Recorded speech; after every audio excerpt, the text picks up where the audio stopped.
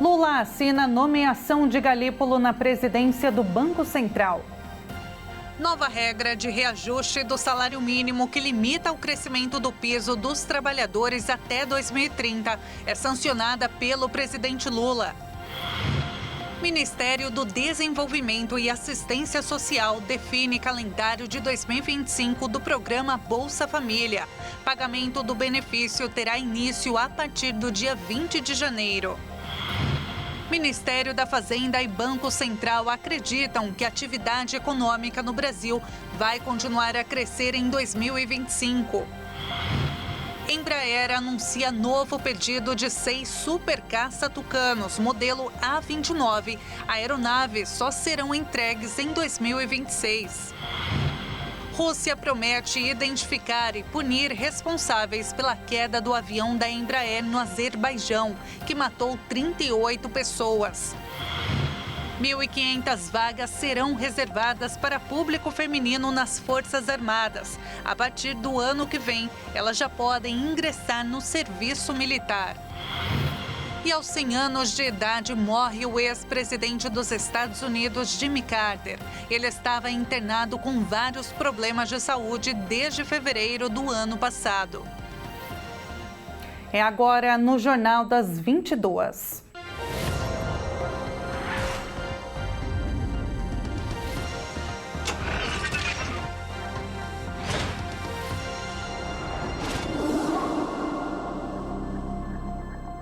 Olá, uma boa noite para você. Seja muito bem-vindo ao Jornal das 22. Eu sou Tabata Porte e te faço companhia a partir de agora.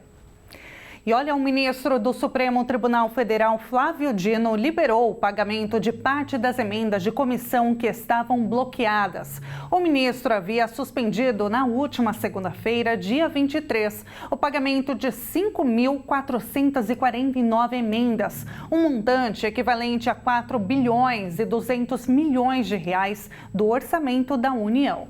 O ministro do Supremo Tribunal Federal, Flávio Dino, autorizou o pagamento parcial de emendas de comissão já destinadas antes da suspensão de mais de 4 bilhões de reais.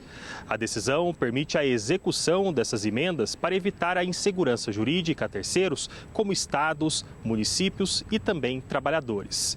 Além disso, Dino reiterou a importância da transparência no uso dos recursos e reforçou a necessidade de investigação conduzida pela Polícia Federal sobre a legalidade dessas emendas. Em outro ponto da decisão, Dino liberou o empenho de emendas relacionada à área da saúde até o final desse ano. Recursos já depositados nos fundos de saúde vão poder ser movimentados até o dia 10 de janeiro de 2025. Após essa data, as movimentações devem obedecer às contas específicas determinadas previamente. Apesar das autorizações, o bloqueio das mais de 5.400 indicações de emendas de comissão que não cumpriram as normas jurídicas foi mantido. Essas emendas somam mais de 4 bilhões de reais e permanecem suspensas até as questões sobre a falta de transparência e os procedimentos adotados sejam esclarecidas. Segundo Dino, essas práticas não atendem ao devido processo legal orçamentário e frisou que o executivo está proibido de empenhar tais valores. O ministro também afirmou que a criação de emendas sem respaldo normativo representa abuso no processo político e orçamentário. A decisão ocorre em meio a um cenário de tensão entre os poderes legislativo e judiciário. Desde agosto, quando Dino suspendeu o pagamento dessas emendas pela primeira vez, ele e o Congresso têm debatido sobre o tema. O impasse se densificou após as eleições municipais de outubro, quando deputados e senadores buscaram aprovar um projeto para aumentar a transparência no pagamento das emendas. O texto foi sancionado pelo presidente Luiz Inácio Lula da Silva, mas Dino introduziu novas regras para sua execução, o que gerou insatisfação no Congresso. Dino estabeleceu um prazo de 10 dias úteis para que o Senado Federal apresente esclarecimentos sobre as alegações da Câmara. Enquanto isso, o pagamento de parte das emendas permanece bloqueado e o debate sobre o orçamento segue no centro das atenções, especialmente com o adiamento da aprovação do orçamento de 2025 previsto para o próximo ano. E o trabalho não para. O presidente Lula teve um encontro com o novo presidente do Banco Central, Gabriel Galípolo, para discutir em termos de posse antes do dia 1º de janeiro, data em que Galípolo assume a presidência da instituição. O presidente Lula recebeu hoje no Palácio da Alvorada o novo presidente do BC, Gabriel Galípolo, para a assinatura da posse. Apesar do encontro formal nesta segunda-feira, Galípolo assume o cargo apenas dia 1 de janeiro. Há previsão de que os diretores indicados também tenham os termos de posse assinados. Assim como Galípolo, eles assumem os cargos a partir da quarta-feira. Newton José Schneider assumirá a diretoria de política monetária, hoje ocupada pelo futuro comandante do Banco Central. Isabela Moreira Correia irá para a diretoria de relacionamento, cidadania e supervisão de conduta. E Gilneu Astolfi Vivan para a diretoria de regulação. Segundo o Banco Central, as posses ocorrem depois da publicação do decreto de nomeação no Diário Oficial da União e somente a partir do dia 1º de janeiro de 2025, conforme uma lei de 2001. A nova regra de reajuste do salário mínimo, sancionada pelo presidente Lula, limita o crescimento do piso dos trabalhadores até 2030. A nova regra limita o crescimento em até 2,5%.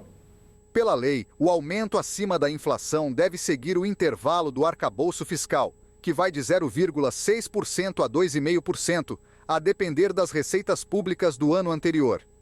Para 2025, a taxa considerada será de 2,5% e a expectativa é que o salário mínimo chegue a R$ 1.518. Mas o valor exato ainda deve ser confirmado em decreto do presidente a ser publicado. O novo número passa a valer a partir de janeiro. Atualmente, o piso salarial está em R$ 1.412. A limitação do reajuste do mínimo faz parte das medidas de corte de gastos do governo federal. O cálculo considera a soma de 4,84% da inflação acumulada em novembro dos últimos 12 meses, medida pelo Índice Nacional de Preços ao Consumidor, e o Produto Interno Bruto, PIB de 2 anos antes, mas o valor é limitado a 2,5%, como prevêem as novas regras fiscais. Como o PIB de 2023, que seria usado na conta para 2025, foi revisto para 3,2%. A mudança nas regras deve levar a uma economia de 5 bilhões e 200 milhões de reais, de acordo com projeções feitas pela equipe econômica do governo federal. Uma força-tarefa foi montada pelo governo brasileiro para preparar uma manifestação formal ao Ministério do Comércio da China, após o país asiático abrir uma investigação que pode afetar a exportação de carne brasileira para os chineses. Na sexta-feira, a China anunciou a abertura de uma investigação sobre todas as exportações do produto para o país, no período que compreende o ano de 2019 até o primeiro semestre de 2024. A expectativa é de que esse processo dure 8 meses. Em razão disso, o Ministério da Agricultura, junto com o Itamaraty e o Ministério do Desenvolvimento, Indústria e Comércio, começou a discutir a elaboração do documento, que deverá ser protocolado no âmbito da investigação aberta pelos chineses. O prazo para apresentar o parecer é de 20 dias, contados a partir desta segunda-feira. A ideia central é apontar que as exportações brasileiras não causaram prejuízo à indústria local chinesa. A China é o principal comprador de carne brasileira e o receio é que a investigação resulte na imposição de restrições à transação. Atualmente, a tarifa é de 12%. Na sexta-feira, a Associação Brasileira das Indústrias Exportadoras de Carnes divulgou uma nota onde informou que acompanha com atenção a investigação anunciada pelo Ministério do Comércio da China sobre as importações de carne bovina e reforçou o diálogo construtivo e o fortalecimento dos laços de confiança com a China, contribuindo para soluções que atendam aos interesses de ambas nações.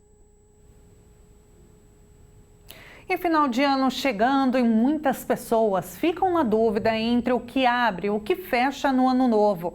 Nos dias 31 de dezembro e 1º de janeiro, os bancos estarão fechados. O pagamento das contas de consumo, como água, energia, telefone e carnês, com vencimento nesses dias, poderá ser realizado no próximo dia útil sem os acréscimos de juros e multas. Os caixas eletrônicos estarão abertos e disponíveis para que os pagamentos sejam feitos por meio do Código de Barras. As agências dos Correios e INSS não terão expediente. E lançado no início de 2024, o programa Pé de Meia fechou o ano com quase 4 milhões de estudantes beneficiados. O estudante pode receber em todo o ensino médio um total de R$ 9.200. O estado de São Paulo concentra a maior quantidade de beneficiados pelo programa Pé de Meia, mais de 538 mil, seguido pela Bahia, com 410 e Minas Gerais, com 352 mil. O programa foi lançado como incentivo para que os estudantes concluam o ensino médio. O censo escolar de 2023 mostrou que a etapa concentra a maior taxa de repetência, com quase 4% de toda a educação básica, que vai da educação infantil ao ensino médio. A etapa também tem a maior evasão, com cerca de 6% dos estudantes, que deixavam os estudos. Os dados mostraram ainda que as populações mais vulneráveis são as mais impactadas, como os quilombolas e indígenas. Entre os principais motivos para abandonar os estudos está a necessidade de trabalhar para complementar a renda familiar. Segundo o estudo Educação Brasileira, em 2022, 48% dos adolescentes entrevistados deixaram de estudar porque precisavam trabalhar. O Ministério da Educação informou que o Pé de Meia é atualmente a maior política de combate à desigualdade social do país, depois do Bolsa Família. O programa conta com investimento anual de 12 bilhões e meio de reais. E veja a seguir, Embraer anuncia novo pedido de Super Caça Tucanos, modelo A29. E você vai ver também. Taxa de desocupação recua 6,1%, a menor da série histórica, de acordo com a Pesquisa Nacional por Amostra a Domicílios.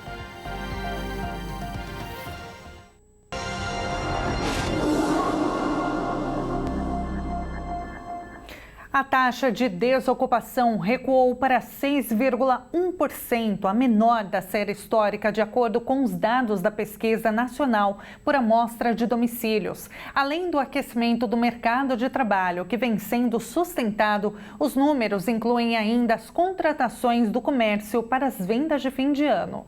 A taxa de desocupação no Brasil alcançou pouco mais de 6% no trimestre, encerrado em novembro de 2024, conforme dados divulgados pelo IBGE. O número representa o menor patamar registrado para o período desde o início da série histórica da Pesquisa Nacional por Amostra de Domicílios Contínua em 2012. O levantamento do IBGE apontou uma redução de 0,5 ponto percentual em relação ao trimestre anterior, que foi de 6,6%, e de 1,4 ponto percentual em comparação ao mesmo período de 2023, quando a taxa era de 7,5%. Atualmente, mais de 6 milhões de pessoas estão desocupadas, uma queda de 7% no trimestre e de 17,5% no ano. A população ocupada no Brasil atingiu um recorde histórico de quase 104 milhões de pessoas. Em relação ao trimestre anterior, o crescimento foi de 1,4% e no ano a alta foi de 3,4%. O nível de ocupação, que mede o percentual de pessoas trabalhando em relação à população em idade ativa, subiu para quase 60%, também o maior da série histórica. A taxa de subutilização da força de trabalho, que considera pessoas desempregadas, subocupadas ou disponíveis para trabalhar, mas sem procurar emprego, recuou para pouco mais de 15,2%. Esse índice é o menor desde dezembro de 2014, quando foi de quase 15%. A população subutilizada caiu para quase 18 milhões, uma redução de cerca de 4% no trimestre e de 11% no ano. Entre os desalentados, que são considerados aqueles que desistiram de procurar emprego por acreditarem que não vão conseguir encontrar uma vaga, houve estabilidade no trimestre, com quase 3 milhões de pessoas, mas uma queda de cerca de 10% no ano. O mercado de trabalho no setor privado alcançou cerca de 53 milhões de empregos, um recorde na série histórica. Houve um aumento de pouco mais de 1% no trimestre e mais de 4% no ano. O número de empregados com carteira assinada cresceu para mais de 39 milhões, alta de 1,3% no trimestre e 3,7% no ano. Já os empregados sem carteira assinada somaram mais de 14 milhões, com estabilidade no trimestre e um crescimento de cerca de 7,1% no ano. No setor público, o número de empregados empregados chegou a quase 13 milhões, representando um aumento de 5,6% no ano, enquanto os trabalhadores por conta própria atingiram quase 26 milhões, uma alta de 1,8% no trimestre. O número de trabalhadores domésticos também cresceu, chegando a 6 milhões, um aumento de 3,2% no trimestre. A taxa de informalidade foi de 38,7%, o que equivale a mais de 40 milhões de pessoas. Houve leve redução em relação ao trimestre anterior e ao mesmo período de 2023. O rendimento real habitual dos trabalhadores ficou em R$ 3.285. A massa de rendimento habitual, que totalizou mais de 332 bilhões, foi a maior já registrada, com um crescimento de cerca de 2% no trimestre e 7,2% no ano. O Ministério do Desenvolvimento e Assistência Social definiu o calendário de 2025 do programa Bolsa Família. O benefício atende famílias em situação de extrema pobreza e vulnerabilidade social com renda mensal de até R$ 218 por pessoa. O Ministério do Desenvolvimento e Assistência Social, Família e Combate à Fome definiu o calendário de 2025 do programa Bolsa Família. Os pagamentos terão início no dia 20 de janeiro do próximo ano. A data exata do recebimento dos valores depende do último dígito do número de identificação social, NIS, indicado no cartão do Bolsa Família. As famílias beneficiárias que possuem o NIS com o final 1 receberão os valores no primeiro dia do pagamento. As com NIS de final 2 poderão acessar o recurso no segundo dia do calendário e assim sucessivamente. As sequências das transferências continuam nos dias úteis até chegar o beneficiário com NIS cujo último dígito é 0. Os valores são disponibilizados para movimentação nos últimos 10 dias úteis de cada mês, de forma escalonada. As datas são estabelecidas pelo Ministério do Desenvolvimento Social, responsável pela gestão do programa, e pela Caixa Econômica Federal, que executa os pagamentos. Para evitar perda do benefício, os dados sobre a renda da família e os documentos de cada pessoa que vive na mesma casa deve ser atualizado no Cadastro Único a cada 24 meses, ou seja, 2 anos. Para isso, as pessoas responsáveis pela família devem ir a um posto de atendimento socioassistencial, como o Centro de Referência de Assistência Social, o CRAS, ou posto de atendimento do Cadastro Único, e atualizar as informações cadastrais. A renegociação das dívidas dos estados pode custar até 584 bilhões de reais à União. À espera da sanção do presidente Lula, o projeto de lei complementar tem um impacto fiscal bilionário para os próximos 30 anos, segundo estimativas do BTG Pactual. Cerca de 90% das dívidas estão concentradas em apenas 4 estados: Minas Gerais, Rio de Janeiro, Rio Grande do Sul e Goiás.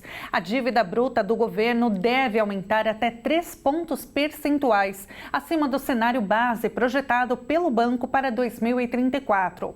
O programa conta com descontos de até 95% em multas e juros, com pagamento à vista e parcelamento em 72 vezes. O presidente Lula tem até o dia 13 de janeiro para sancionar ou vetar o projeto.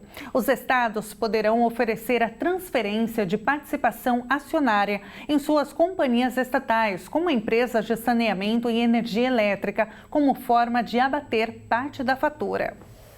E tanto o mercado financeiro como o Ministério da Fazenda e o Banco Central acreditam que a atividade econômica no Brasil vai continuar crescendo em 2025. A projeção é de mais um ano, com um avanço acima de 2%.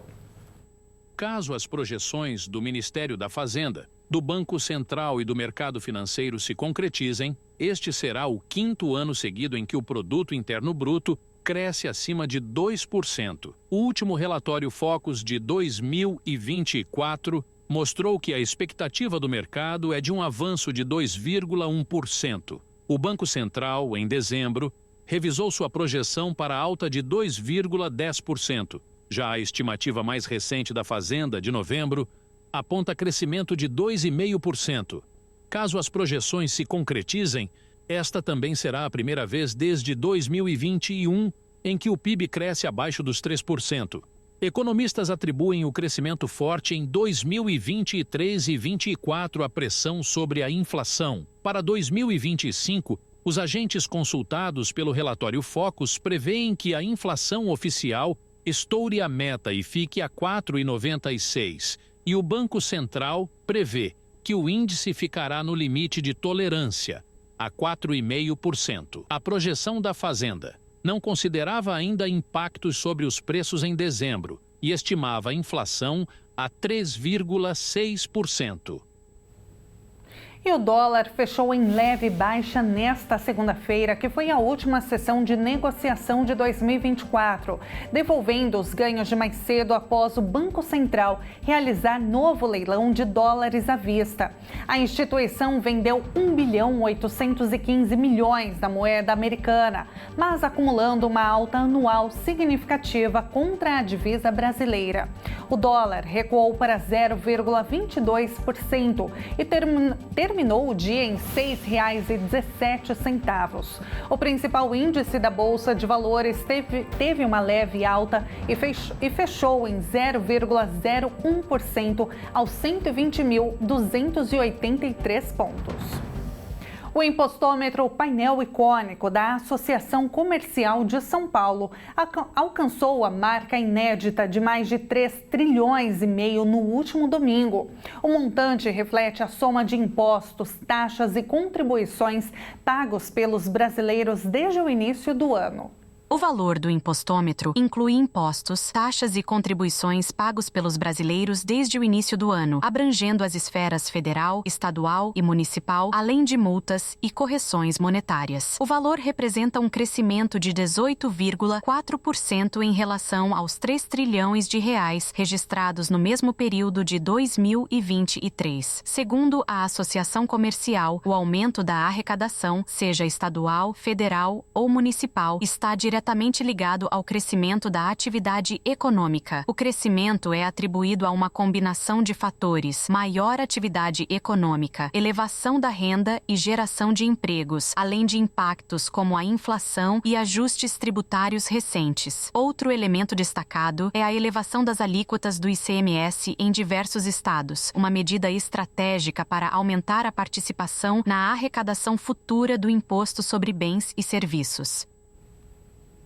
E a Embraer anunciou um novo pedido do Super Caça Tucanos, modelo A29. Segundo a companhia, o pedido será incluído na carteira de encomendas do 4º trimestre deste ano.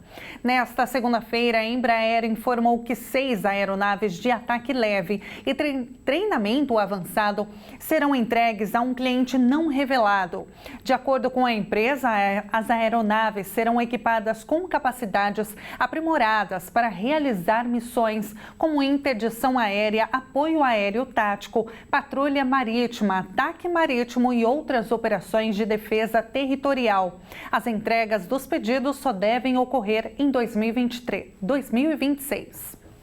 E veja a seguir: Rússia promete identificar e punir responsáveis pela queda do avião da Embraer no Azerbaijão.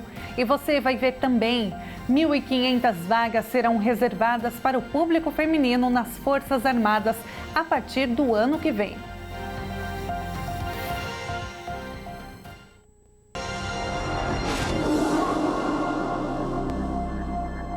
A Secretaria Nacional de Trânsito, Senatran, desmentiu a informação falsa que tem circulado nas redes sociais de que a partir do próximo dia 1º de janeiro passaria a haver a necessidade de realização de exames práticos e teóricos para a renovação da Carteira Nacional de Habilitação.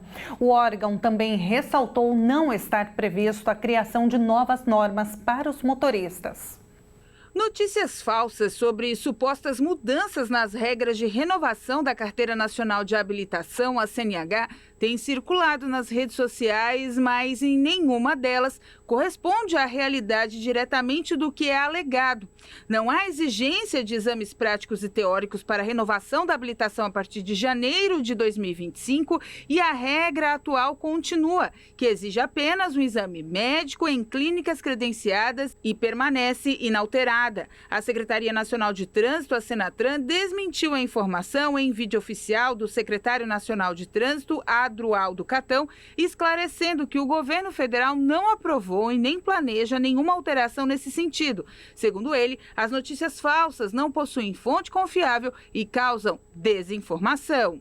Outro boato relacionado à fiscalização de retrovisores danificados também foi desmentido. De acordo com as alegações falsas, dirigir com retrovisor em condições inadequadas seria considerado infração grave, com multa de R$ 195,23 e perda de 5 pontos na CNH.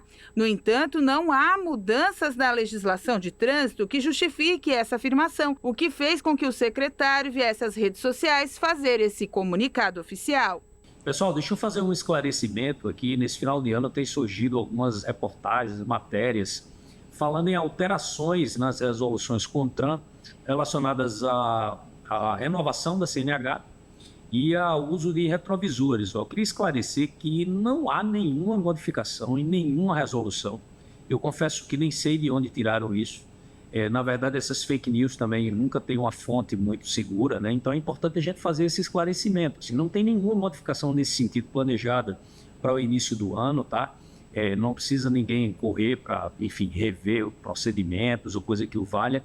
Então eu queria reforçar esse esclarecimento. Qualquer dúvida, quando você via alguma reportagem, enfim, alguma matéria, entra lá no site da Senatran, no portal de serviços da Senatran, nas nossas redes sociais, que aí a gente vai ter sempre um esclarecimento do que está sendo mudado, do que não está, para você ficar mais tranquilo, tá bom? Desse final de ano, então, não precisa se preocupar, não tem nenhuma modificação planejada para o ano que vem.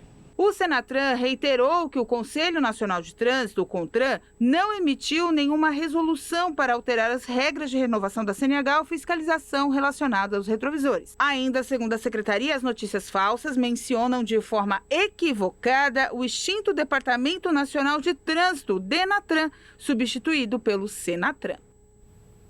Com a chegada de um novo ano, muita gente já começa a pensar nas metas para 2025. Mas como transformar os planos em ações concretas? Nossa equipe foi atrás de respostas e ouviu um especialista para entender como dar o primeiro passo rumo às conquistas. O ano de 2024 nem terminou, mas muita gente já começou a pensar no que alcançar em 2025. Planejar as metas para o próximo ano pode ser o primeiro passo para transformar sonhos em realidade. Trabalhar e conseguir a minha casa. Academia, né? Guardar um pouco de dinheiro para curtir com a gata e o que vier é lucro, basicamente. E você, qual a meta para 2025? Ser feliz, ter saúde, né? Investimento que é bom aí para o futuro e concluir a faculdade. A gente está traçando as metas ainda, né? Que são muitas. Planejar o ano seguinte pode parecer desafiador, mas com algumas estratégias simples é possível organizar as metas e aumentar as chances de sucesso. Tudo, é claro, acompanhado de foco, organização e persistência. Uma vez o planejamento feito, é hora de colocar em prática o que já está no papel. E para isso é preciso vencer desafios, como a procrastinação, aquela vontade de deixar tudo para depois e que acaba resultando em estresse, culpa e perda de produtividade. Planejar também significa saber lidar com imprevistos. Flexibilidade e foco são palavras-chave para não desanimar diante das dificuldades. Nesses casos, é fundamental ser persistente e, na hora de escolher as metas, traçar algo que seja alcançável. Uma das coisas que mais pega hoje, na verdade, os brasileiros é a tal chamada da procrastinação. Então é aquele negócio assim, ó, segunda-feira eu começo a academia, hein? E essa segunda-feira nunca chega, né? Segunda de que mês, de que ano? Para que você possa atingir realmente, você tem que colocar o quê? Data. Dia certinho tal, dia, mês e ano e, se possível, até hora. Com organização, metas claras e uma dose de disciplina, 2025 pode ser um ano de muitas conquistas. E o segredo para isso? Começar agora. Olha, eu acho que a principal dica que eu posso dar para quem está aqui nos assistindo é o quê? Não desistir, é ser persistente e, se não ficar às vezes perfeito, pelo menos o básico ali, ou da forma que você conseguiu, você seja grato por isso. Isso vai te dar motivação constante para que você possa sempre o quê? Sempre você caminhar a atingir essa totalidade. Então, é melhor fazer da forma que você pode, do que às vezes você esperar um momento exato e às vezes ele pode nunca chegar. Então seja persistente e creia que 2025 vai ser um ano muito abençoado e que todos nós realmente possamos atingir mais e mais sonhos, mais e mais metas para o nosso dia a dia e principalmente para o nosso ano, né, que se inicia. O governo do Azerbaijão disse nesta segunda-feira que a Rússia prometeu identificar e punir os responsáveis pela queda do avião da Embraer, operado pela Azerbaijan Airlines, que matou 38 pessoas na última quarta-feira.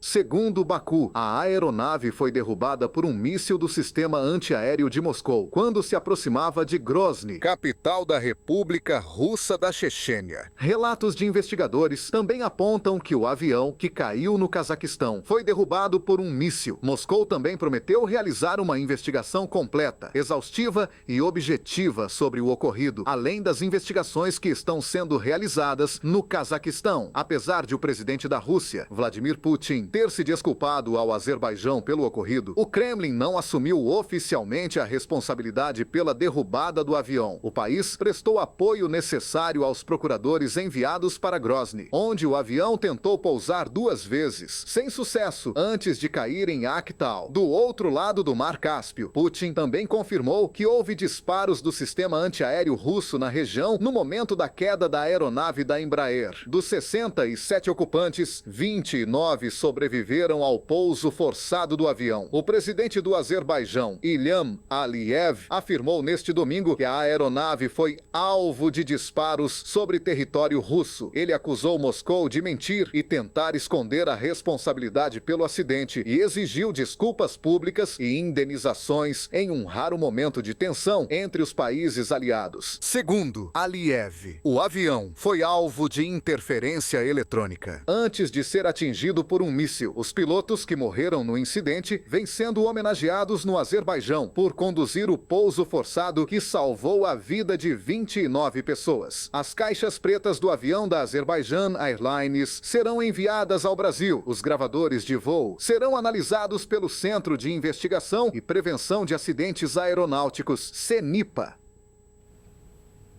E a Coreia do Sul ordenou nesta segunda-feira uma inspeção completa de todos os Boeing 737-800 operados pelas companhias aéreas do país. A decisão veio um dia após uma aeronave deste modelo ter caído ao pousar, matando 179 pessoas. O avião aterrissou sem acionar o trem de pouso, bateu em um muro e pegou fogo. Investigadores sul-coreanos e americanos tentam determinar o que causou o pior desastre aéreo da história do país asiático, que as autoridades atribuíram inicialmente a uma colisão com pássaros. Acidentes com pássaros podem causar danos significativos no motor ou no para-brisa e são a causa de muitas colisões aéreas. Na maioria dos casos, esse tipo de colisão acontece durante a decolagem ou o pouso, quando os motores estão em pleno funcionamento. A causa exata será anunciada após uma investigação conjunta. Estavam a bordo 181 pessoas da Tailândia, Bangkok e Muan, no sudoeste da Coreia do Sul, quando a tripulação fez um pedido de socorro. Todos os passageiros da companhia aérea sul-coreana morreram. Apenas 2 comissários de bordo foram retirados vivos dos escombros. O país decretou 7 dias de luto nesta segunda-feira, com bandeiras hasteadas a meio mastro. O presidente interino, Cho Sang-mo, foi ao local do acidente na cidade de Muan para participar de um memorial. A Coreia do Sul tem um forte histórico de segurança aérea e as 2 caixas pretas do voo foram recuperadas. Acampados no aeroporto, parentes das vítimas cobraram celeridade na retirada dos corpos e entrega para suas respectivas famílias, sugerindo a contratação de mais mão de obra para o trabalho. Também nesta segunda-feira, outro avião da companhia teve problemas com o trem de pouso e precisou retornar ao aeroporto de Gimpo, em Seul, logo após decolar. Um representante da companhia disse que a empresa está analisando o que aconteceu nesse caso. E a partir de 2025, as mulheres também vão poder ingressar no serviço militar. O Ministério da Defesa liberou a abertura de 1.500 vagas iniciais para o público feminino nas 3 Forças Armadas. As mulheres vão poder escolher entre Exército, Marinha e Aeronáutica, a depender da aptidão e das vagas.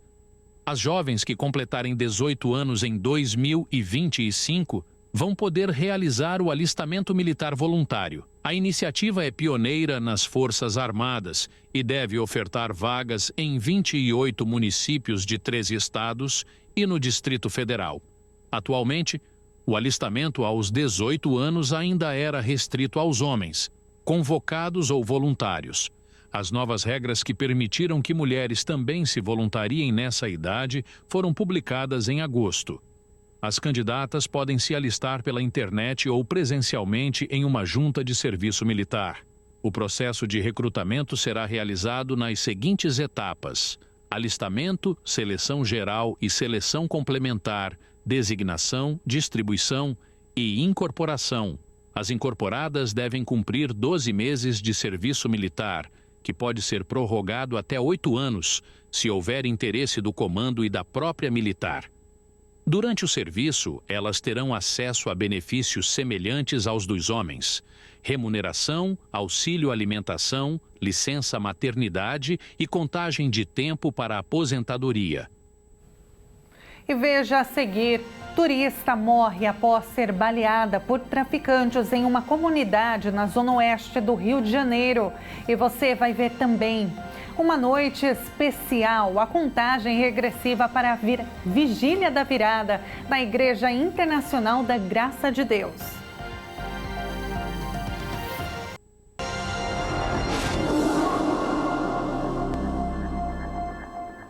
Uma mulher de 34 anos morreu após ser baleada por traficantes de uma comunidade na zona oeste do Rio de Janeiro. A jovem do estado de São Paulo estava dentro de um carro de aplicativo quando foi atingida. Ela estava na capital fluminense para passar o Réveillon. Uma viagem de aplicativo terminou de forma trágica no último sábado em Vargem Pequena, na zona oeste do Rio de Janeiro. Diele da Silva, de 34 anos, morreu após o carro em que estava entrar por engano na comunidade do Fontela.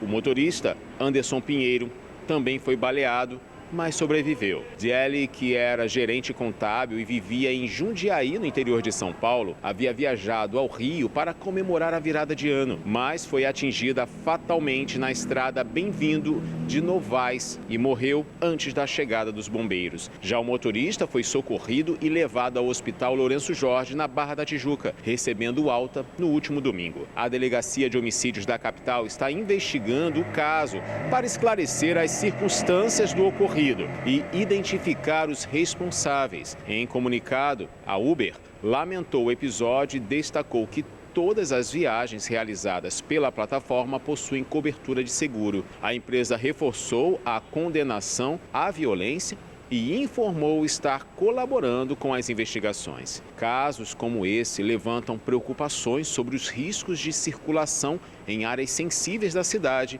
e a segurança tanto para usuários quanto para motoristas de aplicativos. Autoridades pedem cautela e reforçam a importância de seguir orientações de segurança em locais desconhecidos. E aos 100 anos de idade morreu o ex-presidente dos Estados Unidos, Jimmy Carter. Nos últimos anos, ele teve vários problemas de saúde e desde fevereiro do ano passado estava sob cuidados paliativos após uma série de breves internações hospitalares. O ex-presidente dos Estados Unidos, Jimmy Carter, morreu neste domingo aos 100 anos. Carter foi o 39º presidente dos Estados Unidos e governou o país entre 1977 e 1981. E ficou marcado por sua defesa aos direitos humanos, oposição a ditaduras na América e esforços de paz no cenário internacional. Esforços esses que o fizeram ganhar o Prêmio Nobel da Paz ao mediar conflitos internacionais, principalmente levando o Tratado de Paz entre Egito e Israel. Em 2015, ele anunciou que estava com câncer e deu início a um tratamento. O ex-presidente estava desde fevereiro de 2023 sob cuidados paliativos. Durante seu único mandato, enfrentou diversos desafios como a crise energética e econômica e o sequestro de 52 americanos no Irã, o que acabou abalando sua popularidade. Ao deixar a Casa Branca, dedicou seu tempo ao ativismo humanitário, por meio do Centro Carter, fundado em 1982. Carter era o ex-presidente mais velho da história dos Estados Unidos e continuou ativo em ações comunitárias até sua saúde declinar. Jimmy foi muito criticado pelo impacto econômico de sua gestão, porém, deixa um legado de compromisso com a paz e com a democracia na luta pelos direitos humanos. Muito religioso, Carter também era conhecido por seu trabalho comunitário e por seu compromisso em construir um mundo mais justo. O atual presidente Joe Biden ordenou um funeral de Estado. Em Atlanta e Washington, haverão cerimônias públicas em homenagem ao ex-presidente. Carter morreu à tarde em sua casa em Plains, no estado da Geórgia. O enterro será no dia 9 de janeiro. Uma jovem médica brasileira morreu após inalar fumaça durante um incêndio num hotel localizado em Bangkok, na Tailândia. Carolina tinha sido pedida em casamento poucos dias antes de morrer. A médica Carolina Canales, de 24 anos, que morreu após inalar fumaça durante um incêndio no The Amber Hotel, em Bangkok, na Tailândia, ficou noiva poucos dias antes do ocorrido. Ela estava no local acompanhada de seu noivo, o estudante de medicina Fernando Ressurreição, de 26 anos. O incidente ocorreu na noite desse domingo. Ao todo, 47 pessoas foram resgatadas pelos bombeiros. O casal havia viajado para a Tailândia para uma viagem de férias. E Carolina havia ficado noiva de Fernando apenas 6 dias antes do trágico acidente. A previsão era de que ela retornasse ao Brasil nesta segunda-feira. A informação sobre sua morte foi confirmada pelo Sindicato dos Médicos de Alagoas e por familiares da jovem. O namorado da vítima, Fernando Ressurreição, que sobreviveu ao incêndio, informou à imprensa que tentou fugir do hotel com Carolina, mas a fumaça dificultou a visibilidade, fazendo com que ambos se separassem. De acordo com a imprensa, ele pulou do 3º andar e sofreu ferimentos após se separar da noiva. O corpo de Carolina foi encontrado em outro quarto. E informações preliminares indicam que, após se perder do noivo, ela entrou no quarto por engano enquanto tentava escapar do hotel, que estava repleto de fumaça. Além da médica Carolina, outros 2 turistas estrangeiros morreram no incêndio. 4 turistas foram levados ao hospital em razão da inalação de fumaça. Cerca de 40 pessoas estavam no hotel no momento do incêndio. Grande parte delas foram retiradas do telhado do prédio pelos bombeiros. O hotel havia sido inaugurado em abril de 2022, contando com 2 saídas de incêndio e extintores. Há 9 dias, a ponte Juscelino Kubitschek de Oliveira, que liga o Maranhão e o Tocantins, desabou e deixou 17 vítimas. De acordo com a Marinha do Brasil, 11 pessoas morreram e 6 seguem desaparecidas, segundo o último boletim divulgado na noite de domingo. Dos mortos, 9 já tiveram os corpos resgatados pela Marinha. No último domingo, pela manhã, mergulhadores retiraram do rio um corpo que estava preso em uma caminhonete e outro corpo foi localizado na cabine de um caminhão. No período da tarde, um drone subaquático identificou a localização de um veículo de passeio a 44 metros de profundidade. Pelo menos um corpo foi identificado no interior do veículo. Utilizando a técnica do mergulho dependente, militares da Marinha instalaram flutuadores para a retirada do carro. Equipes de busca trabalharam nesta segunda-feira para retirar da água os 2 corpos presos em um caminhão e em um carro submersos no rio Tocantins. Eles ainda não foram identificados. A ponte na BR-226, que liga as cidades de Estreito, no Maranhão, e Aguiarnópolis, em Tocantins, desabou na tarde do último dia 22. Segundo o Departamento Nacional de Infraestrutura de Transportes do Governo Federal, o desabamento aconteceu porque o vão central da ponte cedeu. A causa do colapso ainda vai ser investigada de acordo com o órgão. A costa do Peru e do Equador estão sendo atingidas por ondas intensas. O fenômeno causou o fechamento da maioria dos portos peruanos. Ondas de até 4 metros atingiram neste fim de semana a costa do Peru e do Equador. A maioria dos portos peruanos no Oceano Pacífico foi fechada. Na cidade equatoriana de Manta, foi registrada a morte de uma pessoa. O fenômeno atingiu dezenas de embarcações de pesca artesanal e comércios próximos à costa peruana. Também fez com que os ribeirinhos fugissem das inundações de calçadões e praças. No Peru, 91 portos, de um total de 121, foram fechados até 1º de janeiro de 2025. De acordo com o alerta emitido na sexta-feira, o fenômeno começou em 25 de dezembro e deverá afetar zonas do litoral norte, centro e sul do país. No Equador, o Corpo de Bombeiros da cidade de Manta informou uma morte na região de Barbasquilho. A Secretaria Nacional de Gestão de Riscos ordenou o fechamento preventivo das praias dessa cidade, no sudoeste do Equador. E mais um fim de ano chega e com ele as viagens e as férias. E quem tem pets vive sempre um dilema: levar ou não um bichinho de estimação na viagem. As medidas devem ser tomadas antes e pesar os prós e contras dessa decisão. Viajar de férias, se divertir ao lado de pessoas amadas é muito bom. Mas o que fazer quando entre os amados há um animal de estimação? Levar um pet na viagem pode ser uma experiência incrível, a ponto de se tornar rotina para uns.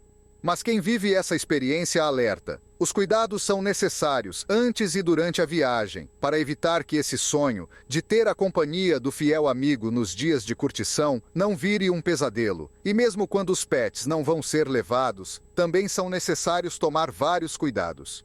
As opções são inúmeras, mas é preciso ter a certeza que o pet vai ficar à vontade e os responsáveis também. Amigos de confiança, profissionais e hospedagens especializadas em animais de estimação podem ajudar. A depender do destino escolhido, levar o animal pode ser a melhor forma de garantir a segurança do pet. No caso de viagens de carro, é preciso que se organize em relação às paradas, de forma a diminuir ou evitar o estresse do animal. O ideal é encontrar locais onde eles possam sair do carro a cada 2 horas, pelo menos. Com relação às hospedagens, a dica é buscar, antecipadamente, locais que aceitam animais de estimação, os chamados pet-friendly. A Igreja Internacional da Graça de Deus te convida para a Vigília da Virada, uma noite especial para agradecer por tudo que vivemos e pedir bênçãos para o novo ano. A Vigília da Virada acontece em todas as igrejas Internacional da Graça de Deus.